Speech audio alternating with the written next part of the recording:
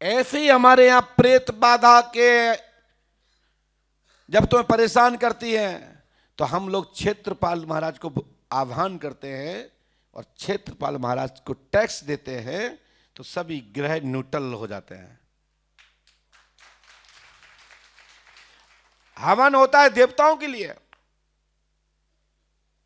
हवन होता है पितरों के लिए, लेकिन जहां हवन भी होता है, जो 3 परदी होती है यज्ञ की, उसमें जो अग्रभाग जो बाहर गिर जाता है वो राक्षसों के लिए, भूत प्रेतों के लिए, और उसके बाद देवताओं की कृपा प्राप्त होती है। लेकिन देवता भी कहते हैं कि प्रॉपर सबको टैक्स देके आए हो, इनकम टैक्स, सेल टैक्स, कितने टैक्स आ गया आजकल, जीएसटी, रोड टैक्स, सब टैक्स इतने हैं।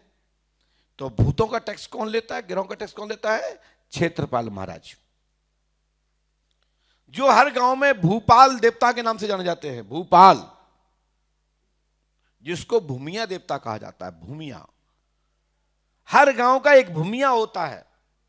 ये नहीं कि पंडोखर में बैठा तो पंडोखर की भूमिया, दुनिया का एक ही भूमिया है ना, हर गांव का, हर नगर का एक भूमिया है, जिसको भूपाल देवता कहते हैं, जिसको क्षेत्रपाल महाराज कहते हैं। वहीं पर हवन होने पर एक तेहराए पर, चौराहे पर उस क्षेत्रपाल की टोकनी रखी जाती है, जिसमें फिर भी जोशी ब्राह्मण के लिए भाग निकलता है। जो उसमें दक्षिणा होती है वो जोशी लेगा।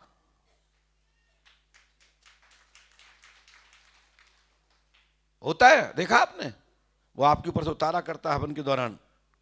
हवन अकेले से काम नहीं होता, उसके भी विभाग हैं।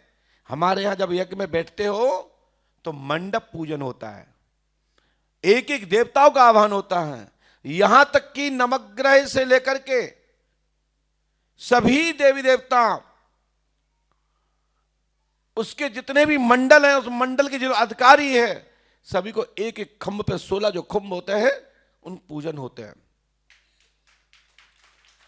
यम, वरुण, मतलब जो भी, तब वो यज्ञ तुम्हारे जीवन में सफल होता है। ये नहीं कि गए स्वाहा स्वाहा, बोले काय में, बोले आग में स्वाहा, इससे कल्याण नहीं होता। उसके लिए भी मुहूर्त होता है। पृथ्वी पर अग्नि है कि नहीं, सभी का रास्ता हवन का जो मुख में डालते हैं ना, आहुत करते हैं, वहीं से सभी की आहुति विभाजन होती है कि किसके मुख में जा रही है। वही वो अग्नि, अग्नि एक है, लेकिन उस अग्नि मुख से 33 कोटि देवी देवताओं को, जो 33 संज्ञा देवताओं की है, एक एक कोटि के बराबर एक देवता है, वो पूरे मंडल में अपनी आहुति, उसका भोज्य पहुंचता है, तब उस मानव को शांति मिलती है। एक कौए की गिरास खाने पर तुम्हारा जो पूर्वज भूखा होता है, जो पूर्वज है, उसको मिल जाता है। इस पर कई कमेंट करते हैं नास्तिक लोग, वाह ये सनातन में पाखंड है। बताओ, कौआ कहने की गिरास का एक कौला निवाला ले ले तो पितृ तृप्त हो जाता है। अरे बेटा, चक्कर में फंसे नहीं, जिस दिन फंस जाओगे तब पता लगेगा कि पितर और देवता कौआ क्या होता है। और तुम्हारी कौआ से यदि बेहतर स्थिति खराब है, तुम्हें तो कोई पूछ भी नहीं रहा, कौआ को तब भी पूछा जाता है। क्योंकि मैं पितर पर इसलिए बात कर रहा हूं, आज किसी ने हमको टॉपिक दिया है कि गुरुजी पितरों पर जरूर बोलिए। जगह जगह दरबारों में कोई पूछता है, बोले पितर है, तो पितर जब कोई बताए तो अच्छा। एक बात और करना, एक गलती मत करना कभी, मैं बता रहा हूं, कई दरबार में चंगू मंगू खड़े होते हैं, लल्लन चल्लन पट्टन टप्पन ऐसे नाम के लोग रहते हैं। कहां से आए? बोले हम भी भैया राजस्थान से ही आए। जो कि वो राजस्थान से नहीं आया, वो वहीं का है। क्या हो गया? अरे 15 दिन से पड़े हैं। तुम्हारी क्या समस्या थी? क्या बताएं, मम्मी बीमार हैं, खून की उल्टी होती है।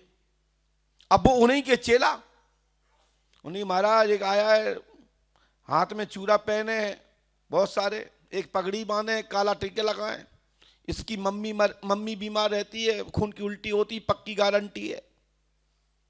क्या लोग हैं? बोले 3 लोग आए हैं। सवेरे बाबा उठा, खड़े हो जाओ पगड़ी वाले, तुम्हारी मम्मी को खून की उल्टी होती है। तो कभी भी किसी दरबार में जाओ तो वे लोग पूछते हैं, देवता आने से पहले पूछते हैं। कई भगत देखे हमने, मैं रियल बात कर रहा हूं भगत जी, कि देवता आने से पहले गुल्ला 50 जगह बैठता है कि आज बैठक होना है, तो यहां बैठेगा, वहां तापेगा, वहां गुटखा खाएगा, वहां बीड़ी पिएगा और 2-4 लोगों की जानकारी लेगा, फिर देवता आएगा खीर खा के। तुम फलानी जगह से आए, बताया तो नहीं किसी को? बोले नहीं, तुम्हारी ये समस्या है, बताओ सर, तुम पहले पूछ चुके हो। और उसको लगा कि देवता ने पूछा नहीं, आदमी जरूर पूछा था। तो हम ट्रेनिंग देते हैं जो इस प्रकार की नौटंकी करते हैं, इनसे बचिए, सावधान रहिए। कितने दरबार चल रहे हैं मुड़ मटक के लोगों के, ये पहले आपकी जानकारी लेते हैं। आप जितने लोग बैठे हैं आप बोल सकते हो आपके साथ ये घटना घटी है, आपसे पहले उनका पिता पूछ लेगा या उनका कोई शिष्य पूछ लेगा, और वो ही बताया जाएगा आपको जो आप वहां किसी से शेयर कर चुके हो। बस मॉडिफाई कर दिया जाता है, थोड़ी सी भाषा बदल दी जाती है, आपको लगा देवता बता गया। लोग पूछते हैं पंडोकर सरकार क्या है, पंडोकर सरकार के नाम से यहां जब इतनी चीज बताते हैं, इससे कई लोग ट्रिक सीख करके लोग अपने पेट भर रहे हैं। मेरा इसका विरोध नहीं है, लेकिन कहना चाहता हूं कि आप कुछ तो सच्चाई दो। 100% में 2-4% भी तो सच्चाई दे दो भाई। सभी काम ट्रिक से नहीं चलते। आजकल तो एक बड़ी विडंबना हो गई, मीडिया का जमाना हो गया। यूट्यूब हाथ में, पैसा लगाओ वीडियो बढ़वाओ आगे। आजकल वीडियो को बढ़ाया जाता है। लोग सोचते हैं कि दुकान में आज 50,000 है, 25,000 वीडियो पर है। लोग लगता है कि अरे इतना पॉपुलर बाबा, पॉपुलर नहीं है, वो लाखों रुपया यूट्यूब पर लगाता है, तथाकथित मीडिया वालों को खरीदता है कि भैया हमारा ये दिखाना है। और आजकल तो बाबाओं ने तो एक ट्रिक अपना ली है कि लिखे हुए पहले से ही प्रश्न उत्तर होते हैं। कुछ लोग हकीकत में होते हैं तो उनसे पूछ लिया जाता है तुम पूछोगे क्या, एक दिन पहले, और फिर सभा में पूछा जाता है आप खड़े हो जाइए, क्या पूछना चाहते हैं। उसकी पर्ची पहले से ही है कि ये वाले प्रश्न पूछना चाहते हैं, इसका ये उत्तर है। अरे इतना ही आपको पूछने का शौक है तो गूगल में बहुत कुछ पढ़ा है, समय बर्बाद मत करो, अपना काम धंधा देखो। किस चीज का सवाल जानना चाहते हो? यदि हमें एक दिन पहले हमें दे दिया जाए तो हमें शक्ति की जरूरत ही नहीं पड़े। 80% जानकारी तो गूगल पे पड़ी होती है। महाराज जी, अजय महाराज जी बिल्कुल सही रियल कह रहा हूं ये बात।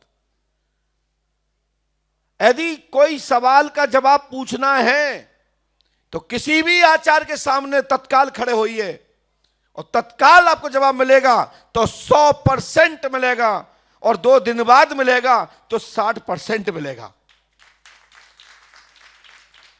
ऐसा क्यों कहा हमने? इससे तो और ज्यादा होना चाहिए था ना, क्योंकि उसको पता होता तो तत्काल देता। तो वो तत्काल उसने क्या किया, 2 दिन बाद जवाब देने के लिए उसने गूगल को पढ़ा, जीपीटी चैट पे डाला, इसमें डाला, उसमें डाला, और उसके बाद उसने अपना बनाया। हाँ, ये उसका उत्तर ठीक है। मैं जो बात कर रहा हूं ये मैं प्रमाणिक कर रहा हूं। इस बात का जवाब पलट के नहीं आएगा। जो भी सुन रहा है मुझे, हमेशा किसी प्रश्न किसी से किया जाए और उसका तत्काल उत्तर मिले तो 101% श्योर मिलेगा साहब, 101% हाजिर जवाब, क्योंकि उसका अध्ययन है। उसने पूर्णतः अपने गुरु से आशीर्वाद प्राप्त है। वो अध्यायी है, यानी पाठक है, वो यानी पाठन करने वाला व्यक्ति है। वही व्यक्ति तत्काल जवाब दे सकता है। शेष आजकल तो दुकानें चल रही हैं, तो मैं इस पर किसी पर टीका टिप्पणी तो कर ही रहा हूं, लेकिन क्वेश्चन मार्क के साथ कर रहा हूं। इस प्रकार के जितने लोग जो बाबा पहले से पर्ची लिखते हैं, 2-4 दिन बाद बताते हैं, ये सब ट्रिक है, ये भी प्रश्न उत्तर जवाब देने का ट्रिक है, ये कोई शक्ति नहीं है, ये कोई ज्ञान नहीं है। हाँ, धन्यवाद है उस व्यक्ति को कि उसने वीडियो खकोलने के लिए या पढ़ने के लिए बाध्य कर दिया कि बेटा हमारे चक्कर में तुम पढ़ो। तो धन्यवाद हम किसको दिया? प्रश्नकर्ता को। जो 4 दिन बाद जवाब देने वाला है उसको धन्यवाद नहीं दे रहा हूं, धन्यवाद उसको दिया जिसने प्रश्न खड़ा किया, क्योंकि वो व्यक्ति हमारे कारण, मेरे प्रश्न के कारण 4 चीजें और पढ़ेगा।